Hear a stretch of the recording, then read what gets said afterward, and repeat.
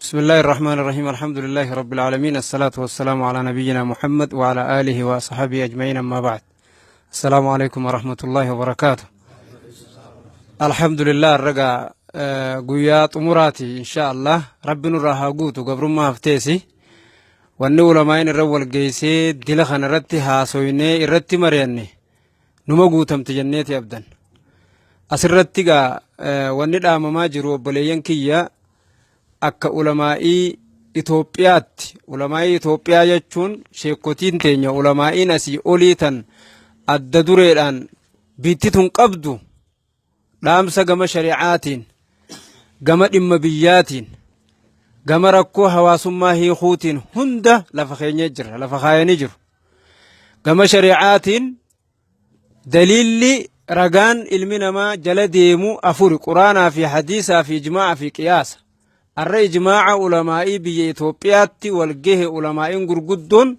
حجرت فتوى خنته نمني خنجل ديمون واجب جتشو واجب كشريعاتي شريعة إسلاماتي إجماعيني علماء لا الدنيا قوتوني قبدينوتي سكا خينيتي برنا فرماني هنغنوف خنموتي حجين أمة خينيرتي هوجبو خنجو حكمي وخانيس دليل أكا شريعاتي إجماعا مرتاوي جتشورا كان برا دبر إما نجينياتي في حواسماتي في بيتين الرتي علمائين جلق براخاني هنگا الراتس دواعي ساني قفان وصونتي ياد سانيتين بيتنا خيسا ياد بيتنا إجارو بيتنا قدس تكا قماتشو رابودتنان هنگا إممان ساني تبوسان التججو إن درا يرون أما جرتون يرو أمن خينيا tokko tahee sadarkaan marra jirru kanatti nageenyaa fi tokkummaa ummata keenyaa balleessuudhaaf deemu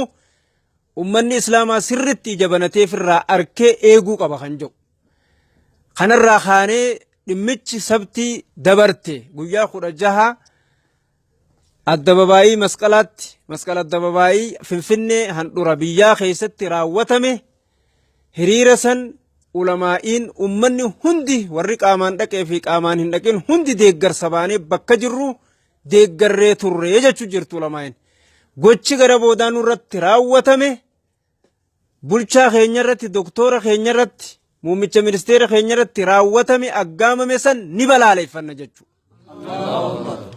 ni balaaleeffanna namoonni waan san dalage akka seera biyyaatti hatattaman gama seeraatti dhihaatanii akka nuu gaafataman maqaa ulamaa'ii godina Harargee bahaatiin isin gaafanna gara seeraa dhiyaachuu qaban ni balaaleeffanna jechuu dhimma san fakkaatu wajji wal qabatee ammaas namoonni maqaa amantiitiinis ta'u firqaadhaanis ta'u maqaa keenya qabatee maqaa amantii qabatee waa balleessuudhaaf deemu nuti isarraa himiti inninis nurraa himiti jechuu namni biyyaan balleessa jee deemu bombiitti kannanii dhoosuudhaaf hadeemu maqaan isaa islaama tahus islaaminaan teenya tanatti ajajju islaama bakkan bu'uu beekuu qabdan jechuudha beekamuu qaba maaliif nageenya biyyaa kan balleessuu deemu nuti ummata nageenya tolchuu bareechuu obsaan as geenye nuti keessattuu biyya tanatti Harargeen akkatti obsaan dabrine dhiiga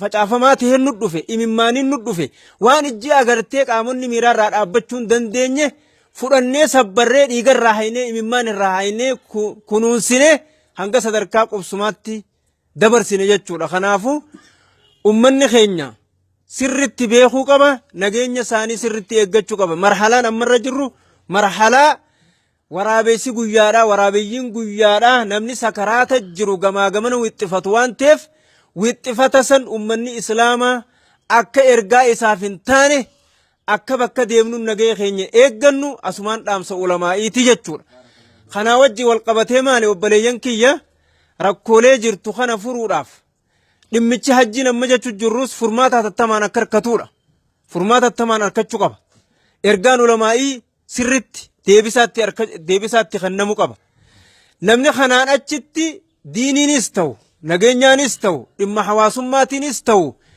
akka qeeroottis akka abbootii gadaatti nuti amantiin nuti qabnu amantii guyyaa keessaa nu dhuftee miti amantii ulamaa'iin tun Haile Sillaasee irraa qabdeetti nu barsiifte amantii guyyaa keessaan beeynu tan ulamaa'i fi biitti teenya duraan irra jirtu san harkaa qabna. Man karaaressummaa guyyaa keessaa dhuftees hin beeynu hin qabnuusi teenyaasii miti.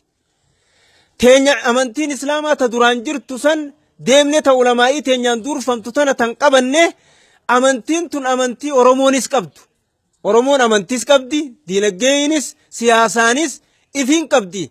Lammaa fi Doktor Abiyyiin obboleessa keenya Jooharis dabalatee dhimmichi ulamaa'iin yookaanis islaaminaan ammarraa himattu kun furmaata akka harkatu gahee isaanii hunda bahachuu akka qaban asumaan itti dhaammachuu feenaa jechuudha. Dhaamsa keessan dhaamsa keenya akka waliigalaatti keessattuu obboleessi keenya hayyuun keenya kan sharaaraa qabsoo tana bakkaan gahuudhaaf jalqabee tarsimuudhaan bakka tanaan gahe obboleessi keenya Joohar Mahammad dhimma ulamaa'iidhaatii fi islaaminaan ammarraa rakkattu kun mirga Oromoo waan ta'eef mirga Oromooti. Kuni mirga ummataati. Kuni waan amantii jechuudha miti. Mirga ummataati. Nama sabaa sablammoota guutuutu mirgaaf eeggata. Akkuma yeroo jalqabaatti hayyoota isaa kakeessaatii fi ka'alaatii wajjin qabsoo kana akka bakkaan nuu gahu akka addaatti itti dhaammachuu feenaa dhaamsa keenya dhagahuu qaba. Xumurarratti qabsoon teenya qabsoo karaa nagayaati. Amma duraas ibsaa jirra itti fufnaasi qabsoo karaa nagayaa tan ummanni ittiin gabrummaa hunda jalaattiin bahu. Jijjiiramni amma dhufaa deemu jiru qaamonni siyaasaa qaamonni hundi yaamamu jira. Bakka qaamonni cufti ka'alaa jiru yaamamee koottaa kursiirra teenyeen mari'annaa jaamutti ummanni muslimaa warruma isaan jala jiru ka majlisa reefuu himan saniin durfamu. Dhageeffamee ulamaa'iin tunii fi sagaleen ummata bal'aa kun dhageeffamuu yoo baate wanni biyya alaatii namoota siyaasaa yaamaniifuu dirreen dimokiraasiituu dhiphu jechuudha. Dirree dimokiraasii bal'isuudhaaf nutis ummanni islaamaa mirga qabna. Mirga keenya sarbame hajji kuma dhibba nutti ta'e majlisa nuti filatini nurra jira nurraa ka'uu qaba. Hatattamaan nurraa ka'uu qaba. Qeeroon teenya tanammaan dura qabsoo tana bakkaan geesse dhimmichi kun dhimma keessan ta'uu beeytanii abbootiin gadaadhaa qeeroon biyyaa Oromoon hundi namni sirna dimokiraasii kanaan jijjiirama dimokiraasii dhufe gammadu kana hundi muslimaa fi kiristaana osoo hin jenne dhimmi gama amantiitiin islaamarra jiru kun hatattamaan akka furmaata arkatu dhiibbaa dandeessan hunda akka nuu gootan maqaa rabbiitiin maqaa ulamaa'iitiin maqaa obbolummaa biyyummaatiin isin gaafanna dhiibbaa godhuu danda'uu qabdan jechuudha. Keessattuu tiim lammaan jechuudha. Tiim lammaan qabsoo amma duraa akkuma wal bira dhaabbattanitti akka dhiibbaa barbaachisu gootanii hajjiin baranaatunu ummata keenya kan dabrini. Hajjiin baranaatun nuti fatwaan nuti goone yoo shartiin yoo dubbiin tun kaate malee jenne malee hajjiin kitaabaan hin jiru jechuutti hin jiru. Dhimmi kun hatattamaan rakkoo tana furamee ummanni keenya hajjii ka deemu. Yoo furamuu baate amata kanaa miti itti fufna jechuudha. Qabsoon karaa nagayaa itti fufaa. Hamma tarkaanfiitti aantu tarsimootti aantuun deebinutti rakkooleen ammaa qabsoon ammaatun bakka gahuu qaba. Akka dhaamsaatti gaanganumaan qaba. Galatooma baarakallahu fiikum rabbi isinaa tursiisu. Abiyyii fi lammaa fi Jooharis akka addaatti galatoonfachuun fedha fayyaadiyaa jiraadhaa. نوترا يسنين جنة والسلام عليكم ورحمة الله وبركاته.